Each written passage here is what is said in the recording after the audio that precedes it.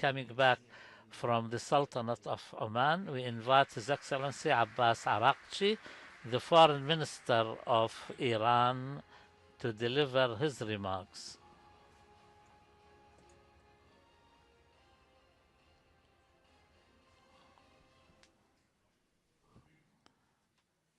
Bismillah ar-Rahman ar-Rahim. Your Excellency Sheikh Hamad bin Samar al-Sani, Excellencies, distinguished colleagues, ladies and gentlemen, Assalamu alaikum wa rahmatullahi wa barakatuh. It's a privilege to address you at this distinguished forum and discuss the profound question of our region, Palestine. Let me begin with the fact that the region has learned through decades of painful experience, and that the world is learning again at a terrible human cost. Palestine is not one issue among many. Palestine is the defining question of justice in West Asia and beyond. It is the strategic and moral compass of our region.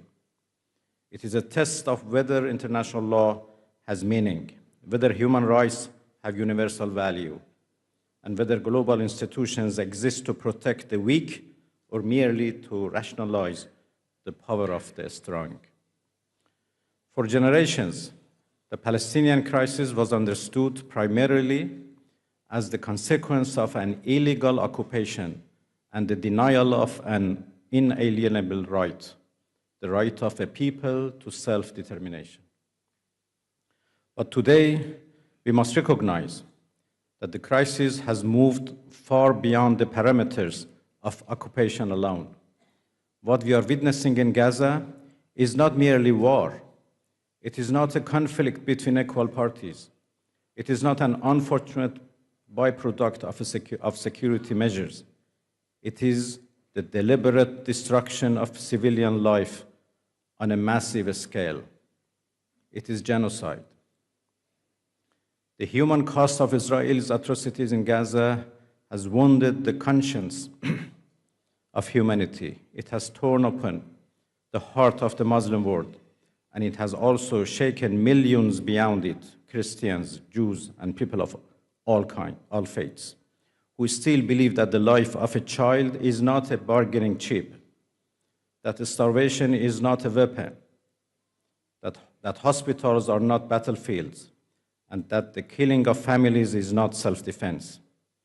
Palestine today is not simply a tragedy. It is a mirror held up to the world. It reflects not only the suffering of Palestinians, but also the moral failure of those who had the power to stop this catastrophe and choose instead to justify it, enable it, or normalize it. But Palestine and Gaza is not only a humanitarian crisis. It has become the platform for something larger and more dangerous, an expansionist project pursued under the banner of security. The project has three consequences, each of them profound, each of them alarming. The first consequence is global. The Israeli regime's conduct in Palestine and the impunity granted to it have deeply damaged the international legal order. We must say this clearly. The world is moving toward a condition where international law no longer is respected and governs international relations. What is perhaps most dangerous is the precedent being established that if a state has sufficient political cover and protection, it may bomb civilians, besiege populations, target infrastructures, assassinate individuals across borders, and still demand to be regarded as lawful. This is not merely a Palestinian problem, it is a global problem. We are witnessing not only the tragedy of Palestine, but the transformation of the world into a place where the law is replaced by force. The second consequence is regional. Israel's expansionist project has had a direct and destabilizing impact on the security of all countries in the region. The Israeli regime now openly violates borders. It breaches sovereignties. It assassinates official dignitaries. It conducts terrorist operations.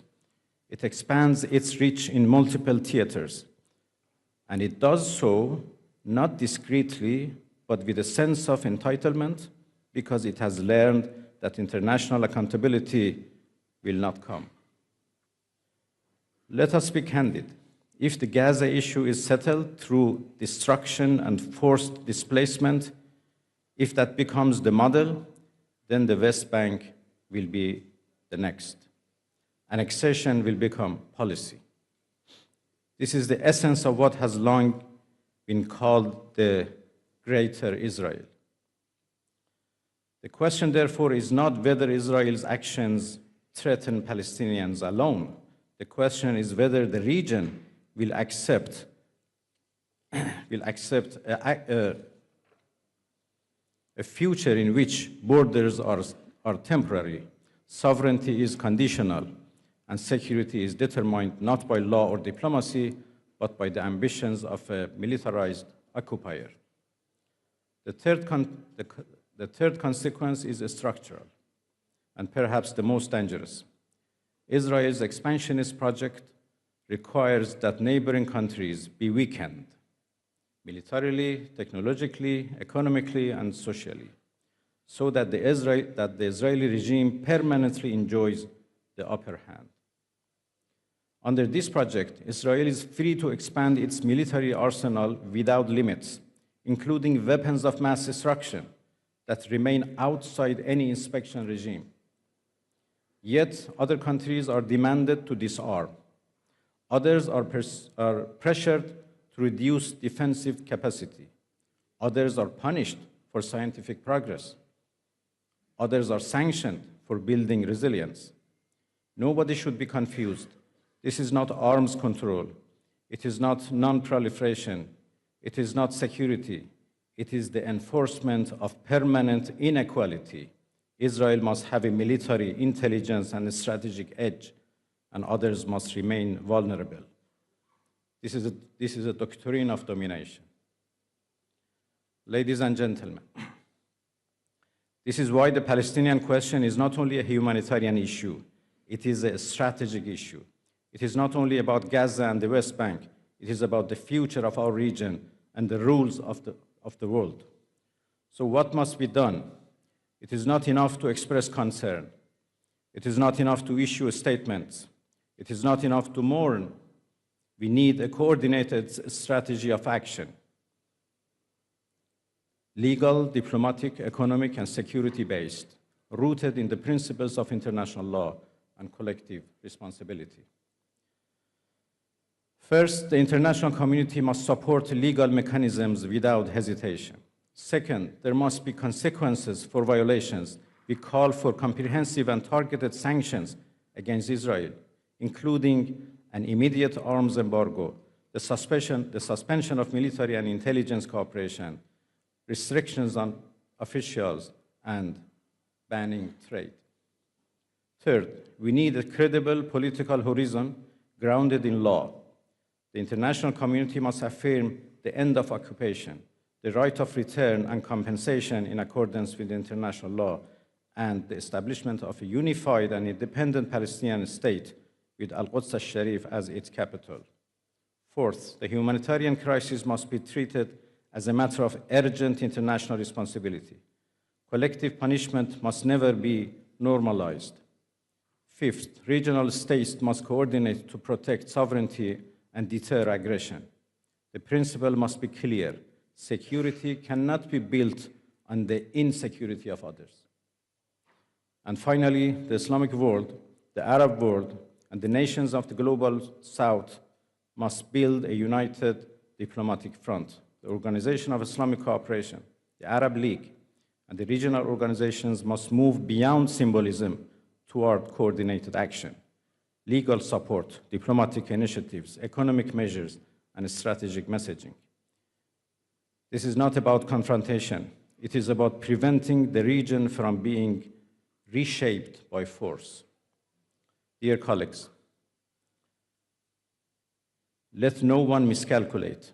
A region cannot be kept stable by allowing one actor to act above the law. The doctrine of impunity will not produce peace. It will produce wider conflict. The path to stability is clear: justice for Palestine, accountability for crimes, an end to occupation and apartheid, and a regional order built on sovereignty, equality, and cooperation. If the world wants peace, it must stop rewarding aggression. If the world wants stability, it must stop enabling expansionism. If the world believes in international law, it must enforce it consistently and without double standards. And if the nations of this region seek a future free from perpetual war, they must recognize this fundamental truth: Palestine is not merely a cause for solidarity, it is the indispensable cornerstone of regional security. Thank you so much for your attention.